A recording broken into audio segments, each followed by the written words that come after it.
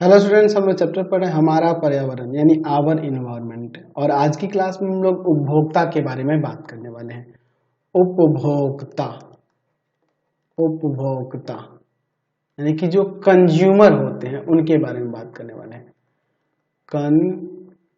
Consumers consumers ठीक है।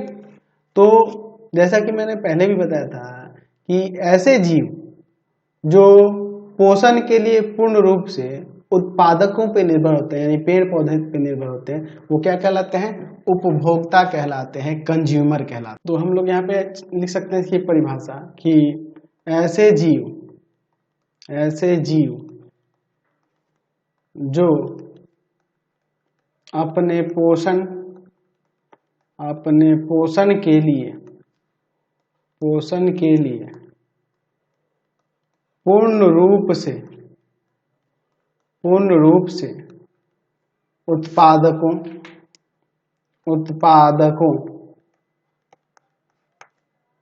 पर निर्भर रहते हैं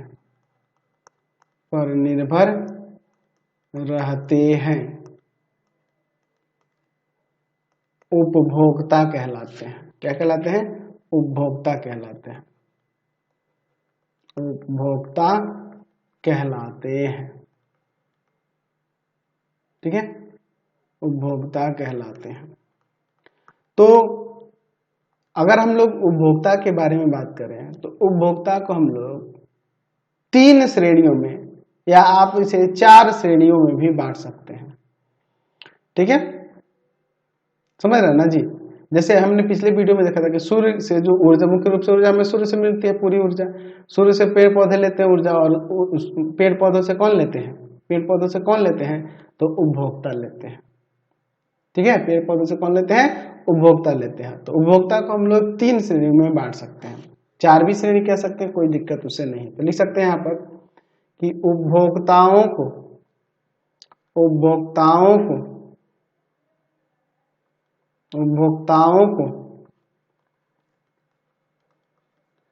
3 श्रेणियों में बांटा जा सकता है।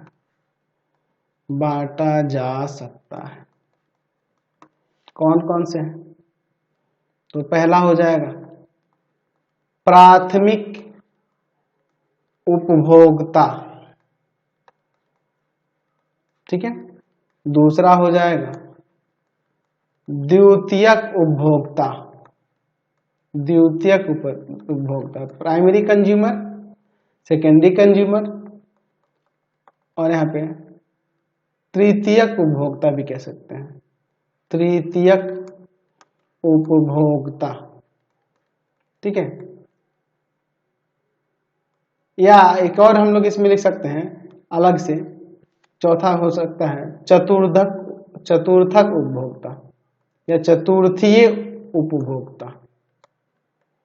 ठीक है, ऐसे तो मुख्य रूप से हम लोग 3 ही देखेंगे, लेकिन चौथा भी लिख सकते हैं। ये चतुर्थीय उपभोक्ता में जो उच्च श्रेणी के जो मांसाहारी जंतु आते हैं वो आ जाते हैं। ठीक है, तो चलिए एक एक करके इनके बारे में समझते हैं। चलिए तो देखते हैं पहले प्राथमिक उपभोक्ता के बारे में। प्राथमिक उपभोक्ता क्या होता है? तो ऐसे उपभोक्ता जो पोषण के लिए प्रत्यक्ष रूप से उत्पादक यानी कि हरे पौधे को ही वो सिर्फ खाते हैं, सिर्फ हरे पौधे को खाते हैं, उनको हम लोग प्राथमिक उपभोक्ता कहते हैं। तो लिख सकते हैं कि ऐसे उपभोक्ता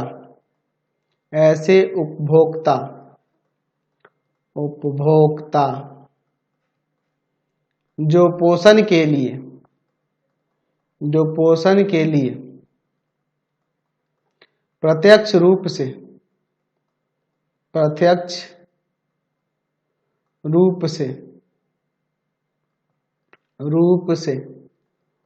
उत्पादक यानी कि पेड़ पौधे, उत्पादक अर्थात क्या हुआ? हरे पौधे को खाते हैं। प्राथमिक उपभोक्ता यानी कि primary consumer, primary consumer, primary consumer कहलाते हैं। जैसे में आप यहां पे लिख सकते हैं, बकरी आ जाएगी, देखते हैं ना, हिरन, खरगोश, अच्छा जैसे आपका छोटे कीट हो जाएंगे जो सिर्फ घास को ही खाते हैं ना जी, कुछ कीट जैसे ग्रास हॉपर, कीट में किसको लिखेंगे, घास खाने वाले जो होते हैं, जैसे ग्रास हॉपर होता है, ठीक है। अच्छा, और अगर हम लोग बात करें तो कुछ ऐसे भी जंतु होते हैं, जैसे मनुष्य की ही बात कर लो ना, मनुष्य को देख लो, ये पेड़ पौधे पे निर्भर तो है ही, लेकिन साथ ही साथ ये मांसाहारी भी चीजें खाता है, शाकाहारी और मांसाहारी दोनों खाता है, ठीक है। तो मनुष्य को हम लोग इस प्राथमिक उपभोक्ता की श्रेणी में नहीं रखेंगे, क्योंकि ये सर्वभक्षी है, सर्वभक्षी है, तो इसलिए इसको इसकी श्रेणी में रखते हैं। ये घास अगर पेड़ पौधे पर भी निर्भर है, लेकिन ये इस श्रेणी में नहीं रहेगा। यानी हम कह सकते हैं कि प्राथमिक उपभोक्ता में सिर्फ शाकाहारी जंतुएं भी आएंगे, जितने भी शाकाहारी जंतु हैं वो सभी के सभी किस में आएंगे, प्राथमिक उपभोक्ता में आएंगे। अब आपको पता ही है शाकाहारी जंतु कौन कौन से होते हैं, ठीक है। तो यानी कि हरे पौधों को खाने वाले जितने भी जंतु हैं वो सभी के सभी प्राथमिक उपभोक्ता के श्रेणी में आएंगे। चलिए अगला देखते हैं हम लोग, द्वितीयक उपभोक्ता। द्वितीयक उपभोक्ता, द्वितीयक उपभोक्ता यानी कि आप इसे लिख सकते हैं secondary consumer, secondary consumer, secondary consumers कौन होते हैं, सेकेंडरी कंज्यूमर, इनको देखते हैं, ठीक है। तो ऐसे हम लोग लिख सकते हैं कि जो प्राथमिक उपभोक्ता को खाते हैं वे द्वितीयक उपभोक्ता कहलाते हैं, ठीक है। तो हम लोग लिख सकते हैं वे जीव जो प्राथमिक उपभोक्ताओं को खाते हैं द्वितीयक उपभोक्ता कहलाते हैं, उपभोक्ता कहलाते हैं। जैसे देखो, अगर मैं यहाँ पे ग्रास हॉपर की बात करूँ तो इसको मेढक खाता है, तो मेढक शाकाहारी में, इस मेढक की बात करें तो मेढक इस प्राथमिक उपभोक्ता को खा रहा है, तो ये प्राथमिक उपभोक्ता खा रहा है तो मेढक क्या हो जाएगा, द्वितीयक उपभोक्ता हो जाएगा, ठीक है। अच्छा, क्या हो जाएगा, द्वितीयक उपभोक्ता हो जाएगा। लेकिन अगर हम लोग जैसे सांप की बात करें तो सांप अगर हम लोग ऐसे कहें कि प्राथमिक उपभोक्ता जैसे किसी प्राथमिक उपभोक्ता को खा रहा है, कोई कीड़ा को ही खा रहा है, तो उस कंडीशन में ये द्वितीयक उपभोक्ता में चला जाएगा। लेकिन ये द्वितीयक उपभोक्ता मेढक को खाता है तो ये तृतीयक उपभोक्ता में आ जाएगा। तो ऐसे नहीं है कि ये द्वितीयक और तृतीयक उपभोक्ता जो है ना इधर उधर हो सकते हैं, यानी कभी ये द्वितीयक उपभोक्ता हो जाएगा, कभी ये तृतीयक उपभोक्ता में आ जाएगा। बात को समझ रहे हैं ना बात को, जैसे सांप को ही ले लो तो सांप तो कीड़ों को भी खाता है ना जी, तो उस कंडीशन में तो द्वितीयक उपभोक्ता हो जाएगा। लेकिन ये द्वितीयक उपभोक्ता मेढक को खाता है तो इसलिए तृतीयक उपभोक्ता हो जाएगा, है कि नहीं। तो हम लोग इसमें जैसे में लिख सकते हैं, इसमें जैसे आपका क्या हो जाएगा, मेढक इसमें आ सकता है, मेढक आ सकता है, और क्या आ सकता है जी इसमें आपका, और प्राथमिक उपभोक्ता को खाने वाले में जैसे अगर हम लोग बात करें तो इसमें छिपकली आ जाएगी, छिपकली आ जाएगी, तो ये सब इसमें आ जाएंगे। अब चलिए हम लोग बात करते हैं तृतीयक उपभोक्ता के बारे में, तृतीयक उपभोक्ता के बारे में। तृतीयक उपभोक्ता, तृतीयक उपभोक्ता यानी कि tertiary consumer, tertiary consumer, consumer क्या होते हैं। तो जो द्वितीयक उपभोक्ता को खाते हैं तो लिख सकते हैं कि वे जीव जो द्वितीयक उपभोक्ता को खाते हैं, उपभोक्ता को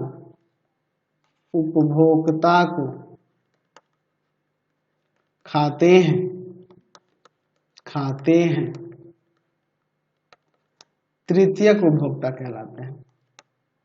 तृतीयक उपभोक्ता कहलाते हैं। जैसे बाघ हो गया, शेर हो गया, अच्छा इसमें गिद्ध भी आ जाएगा, है ना, ये सभी चीजें आ जाएंगी।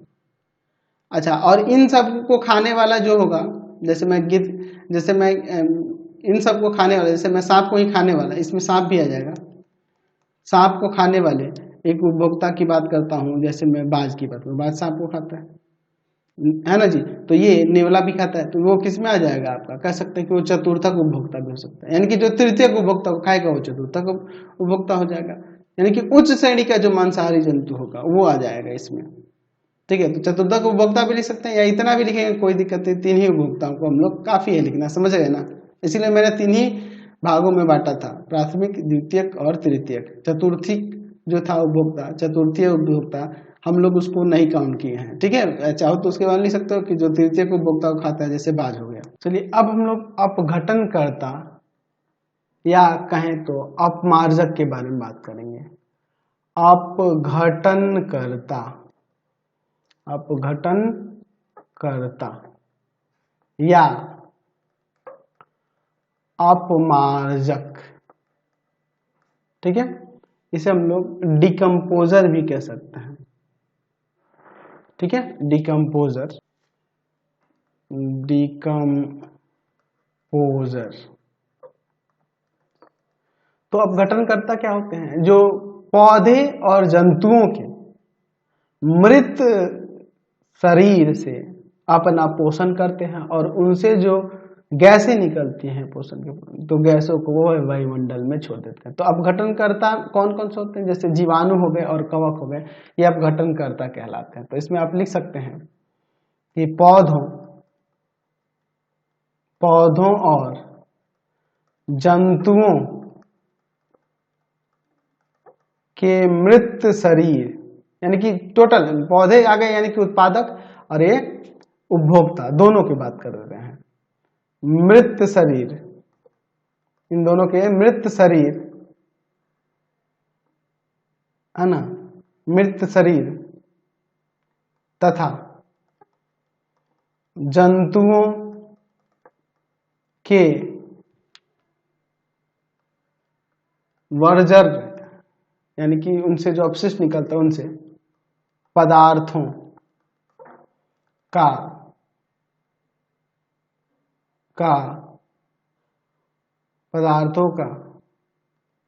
जीवाणु द्वारा और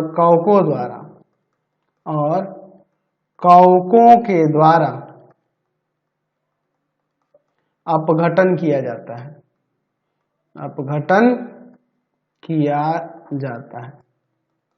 तो इसलिए ये सब क्या, जीवाणु और कवक क्या करेंगे, तो लिख सकते क्या था, जीवाणु और कवक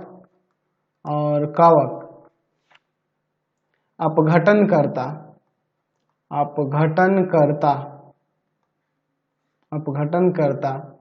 कहलाते हैं। ये क्या कहलाते हैं, अपघटनकर्ता कहलाते हैं।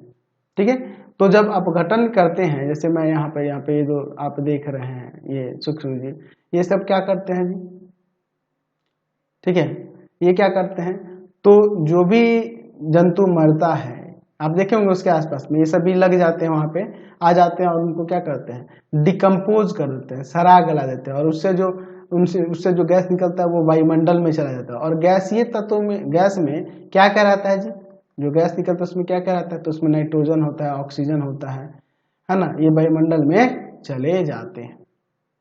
ठीक है, और अन्य जो ठोस ठोस और या द्रव पदार्थ जो बचते हैं वो सभी क्या हो जाते हैं, मिट्टी में मिल जाते हैं।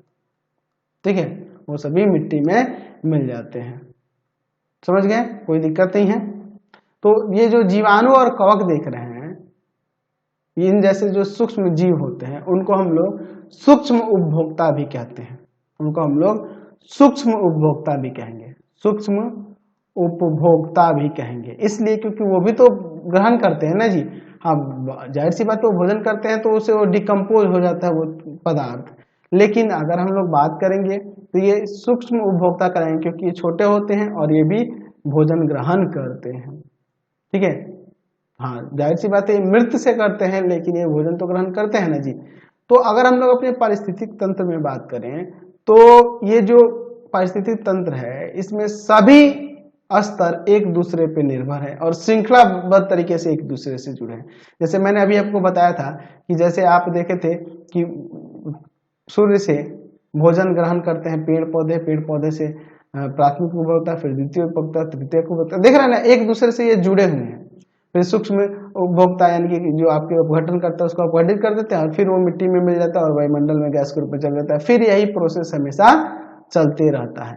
तो ऐसा इसलिए होता है ताकि सब कुछ अच्छे से बैलेंस रहेगा, ताकि सभी प्रकार के जीव इस पे वास कर सकें। हाँ यही है, अगर किसी की संख्या में वृद्धि होने से, हास होने से, या फिर किसी की संख्या में वही वृद्धि या हास, कोई भी तरीका हो वृद्धि हास होने का अगर होते हैं तो जाहिर सी बात है ये जो एक दूसरे पे निर्भर रहने का जो यहाँ श्रृंखलाबद्ध तरीका है यह गड़बड़ हो जाएगा। तो फिलहाल आज की क्लास में इतना ही। नेक्स्ट वीडियो में आगे के टॉपिक को देखेंगे। आपको हमारे 3 चैनलों को सब्सक्राइब कर लेना होगा। पहला है path finder classes Chhapra, path finder classes Chhapra. दूसरा आपके पास है भारती भवन रविकांत सर, भारती भवन रविकांत सर, रविकांत सर। और तीसरा चैनल है Ravikant sir, Ravikant sir RD Sharma solution, RD Sharma solution. तीनों चैनल को सब्सक्राइब करेंगे और इससे रिलेटेड वीडियो के लिए सीधे डिस्क्रिप्शन में जाएंगे। इससे रिलेटेड नोट्स के लिए गूगल पे जाकर सर्च करेंगे www.ravikantsir.in और यहाँ जाकर आप सभी क्लासेस के नोट्स, उनके पीडीएफ को डाउनलोड कर सकते हैं, पढ़ सकते हैं। इंस्टाग्राम और फेसबुक पे जाके पाथ फाइंडर क्लास छपरा को लाइक एंड फॉलो करना नहीं भूलेंगे। Thanks for watching the video. Comment करके जरूर बताया करें कि हमारे चैनल की वीडियोज आप सभी को कैसे लगता है।